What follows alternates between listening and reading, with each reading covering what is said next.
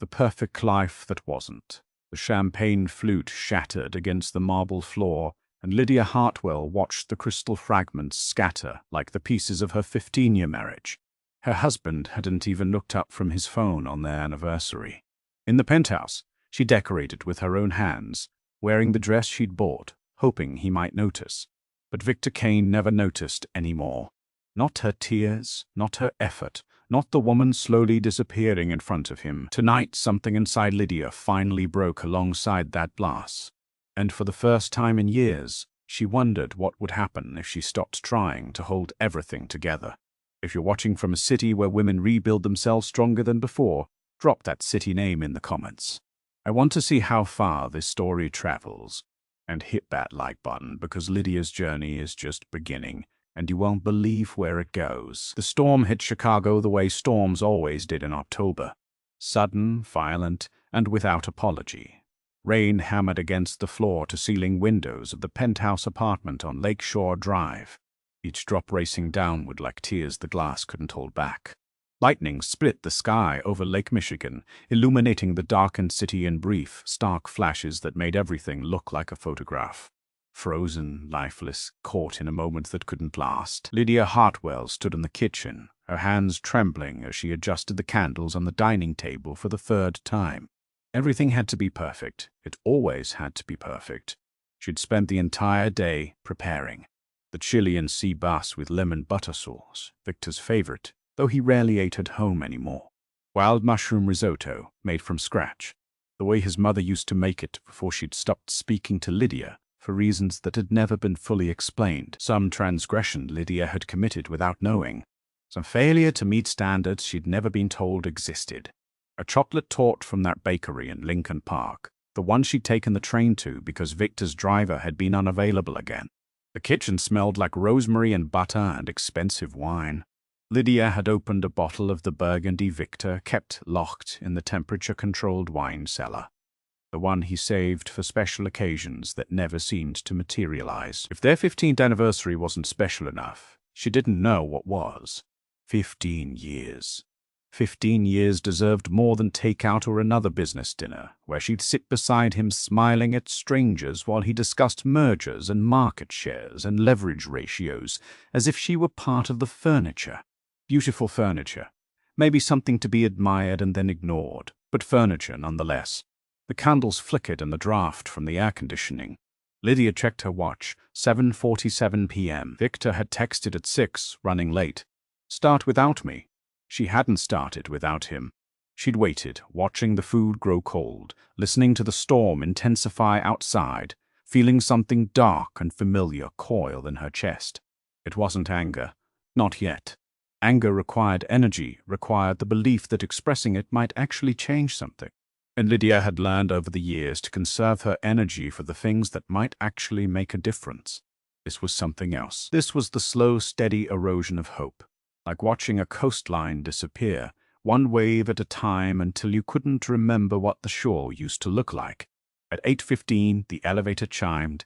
Lydia straightened automatically, smoothing down her dress. A deep emerald silk she'd chosen because Victor once said it made her eyes look luminous. That had been 7 years ago, maybe 8. She couldn't quite remember. The memories that mattered had a way of blurring at the edges, while the painful ones remained sharp and clear as broken glass. Victor stepped into the apartment, his suit immaculate despite the storm, his charcoal tie still perfectly knotted. His dark hair was barely touched by rain. Of course, he'd been in the car, probably on a call, probably discussing something more important than coming home to his wife. "Hey," he said, not quite looking at her as he set his briefcase down by the door with the same precise movement he used every night.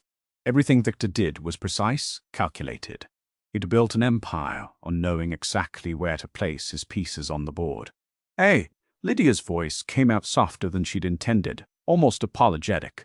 She hated the sound of it, the way she'd learned to make herself smaller, quieter, less demanding. "I made dinner." Victor glanced toward the dining room where the candles still burned, despite the waste of wax, despite the absurdity of romance purchased at a specialty store for $43 a set, because the website promised they were hand-poured by artisans in Vermont and smelled like autumn in the countryside. I ate at the office, he said, loosening his tie with one hand while checking his phone with the other. Morrison brought in Thai, some new place in the loop everyone's talking about. The words landed like stones in still water, ripples, then nothing. It's our anniversary, Lydia said quietly. Victor paused, his hand halfway to his collar. For a moment, just a moment, something that might have been regret crossed his face. Or maybe it was just annoyance at being caught in a social misstep. With Victor, it was getting harder to tell the difference. Right, I know. I'm sorry. I've been slammed. He shook his head, already constructing the narrative that would make this not his fault. This Riverside deal, is this a nightmare? Henderson's threatening to pull out the environmental review is taking forever, and the city suddenly decided they care about affordable housing quotas. He laughed, but there was no humor in it. I'll make it up to you this weekend. We'll do something nice. You said that last weekend, did I? Victor loosened his tie completely now, pulling it free from his collar with a smooth, practiced motion. Then we'll definitely do it this time. Maybe that place in Evanston. You like the Italian one with the patio. I don't like Italian food, Victor. You do? He stopped walking, turned. His expression shifted from distracted to confused, as if she just told him the sky was green or water flowed uphill. What? I don't like Italian food, Lydia repeated, and hearing herself say it out loud felt strange. Like confessing something scandalous instead of stating a simple preference. I never have. You're thinking of your mother. She loves Italian food. I've been eating it for 15 years because you like it. Victor stared at her as if she'd started speaking another language. His phone buzzed in his hand once, twice, but for the first time all evening, he didn't look at it. You're saying you've never liked Italian food? He said slowly. I'm saying I've been eating it because making you happy seemed more important than what I wanted. The silence stretched between them like a gulf. Outside, thunder rolled across the lake, low and threatening, the sound traveling through the windows and into Lydia's chest, where it settled like a weight. Victor's jaw tightened, clear his throat, that small tell he had when he was trying to decide whether something was worth his time, worth the energy it would take to engage. Okay, he said finally, his voice carefully neutral. Then we'll go somewhere else. Pick a place. Send me the name. I honestly don't care. I honestly don't care. 4 words. That was all it took. Lydia felt something crack open inside her chest. Not the sharp, clean break of a bone, snapping, but the slow, splintering collapse of wood that had been rotting from the inside for years, held together only by force of will and the fear of what would happen when it finally gave way. She reached for the counter to steady herself, and her hand knocked against one of the champagne flutes she'd set out hours ago. The expensive crystal ones they'd received as a wedding gift from Victor's Aunt Margaret, who died 3 years ago without ever knowing her nephew had stopped drinking champagne because it gave him headaches. The glass fell. The crystal hit the Italian marble floor. The marble Lydia had chosen from a quarry in Carrara, spending weeks reviewing samples until she found the perfect shade of white with just the faintest veins of gray. And it shattered with a sound like a small explosion. Pieces scattered everywhere, under the table, across the floor, glittering in the candlelight like tiny accusatory eyes. One fragment skittered all the way to Victor's feet, spinning twice before coming to rest against the toe of his $1,500 Oxford. Victor didn't move, didn't ask if she was okay, didn't bend down to help pick up the pieces or offer to get the broom, or do any of the small instinctive things a person does when someone they love is surrounded by broken glass. He just looked at the mess, then at her with an expression that might have been annoyance or might have been nothing at all. The blankness was worse than anger. Anger would have at least been an emotion, a sign that he felt something. Anything. I'll get it later, Lydia whispered. Yeah, okay. Victor turned back toward the bedroom, already dismissing the moment, already moving on to whatever was next on his mental checklist. I need to shower. I have a 7:00 a.m. call with the Singapore office, and then he was gone, disappearing down the hallway toward the master suite, toward the bathroom with the rainfall shower and the heated marble floors and the towels Lydia had special ordered from some boutique in Paris because Victor once mentioned in passing that he preferred Egyptian cotton with a specific thread count. Lydia stood in the kitchen, surrounded by broken glass and cold food, and candles that wouldn't quit burning no matter how much she wanted everything to just go dark. She didn't cry. She'd stopped crying years ago. Or maybe she'd just forgotten how. The way you forget how to speak a language you haven't used since childhood. Instead, she walked carefully around the shattered crystal to the dining room, her heels clicking against the marble with each step, and sat down in the chair she had never once used to eat alone. The storm raged outside, battering the windows, making the whole building sway just slightly, a movement you couldn't see but could feel if you paid attention, if you were still enough. Inside, Lydia felt nothing but a terrible clarifying silence. She woke the next morning to an empty bed. Victor's side hadn't been slept in, which meant he'd taken the guest room again. It used to bother her those nights when he couldn't even pretend they still shared the same space, when the distance between them became literally architectural, walls and doors and the cold comfort of separate mattresses. Now it was just routine, easier than negotiating the vast, uncomfortable territory of a king-sized bed built for intimacy they no longer knew how to perform.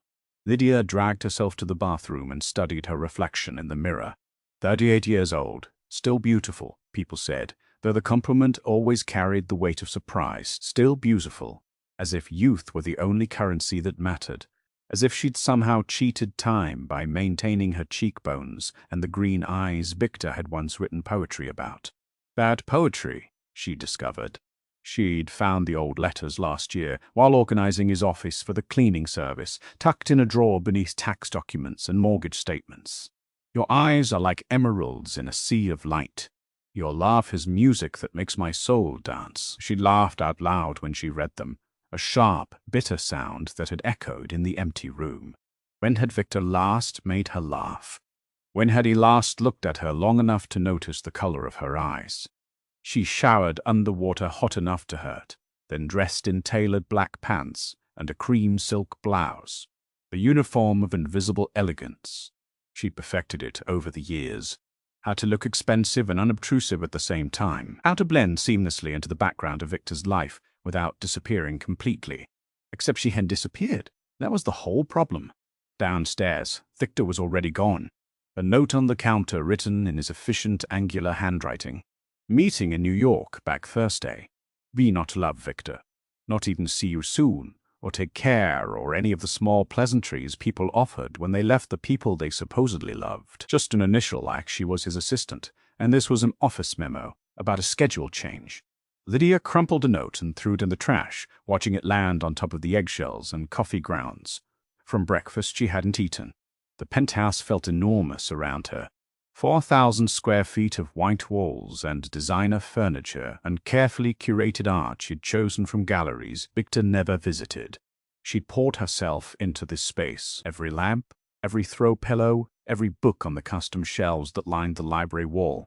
She tried to build something that felt like home, like the life she'd imagined when she was 23, and stupid enough to believe that love and money could create happiness. But you couldn't build a home out of objects. You couldn't design intimacy with the right shade of gray, or the perfect mid-century modern credenza, or the vintage Moroccan rug you'd found at an estate sale and had shipped from an auction house in London. Her phone buzzed against the counter. A text from Rachel, her best friend since their sophomore year at Northwestern. Coffee?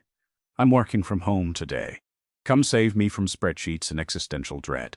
Lydia hesitated, her thumb hovering over the screen. Rachel was the only person who knew the truth about her marriage, or at least some version of it. The sanitized version Lydia could stand to say out loud, without feeling like she was betraying Victor or herself, or the life they'd built together. But maybe that was the problem. Maybe she'd been sanitizing everything for so long she'd forgotten what the real version looked like. What the truth tasted like when you said it without filtering out all the parts that made you look weak or foolish. Or like you'd wasted 15 years on a man who'd forgotten how to see you. I'll be there in 30, she typed back. Rachel lived in Wicker Park in a 3-story brownstone she'd bought 8 years ago before the neighborhood got too expensive for anyone with a soul and a normal salary. She answered the door in black leggings and an oversized Northwestern sweatshirt that had seen better days. Her curly auburn hair piled on top of her head in a knot that defied both gravity and logic. You look like hell, Rachel said immediately, stepping aside to let her in. Good morning to you, too. I'm serious. You look like you haven't slept in a week." Rachel closed the door and followed Lydia.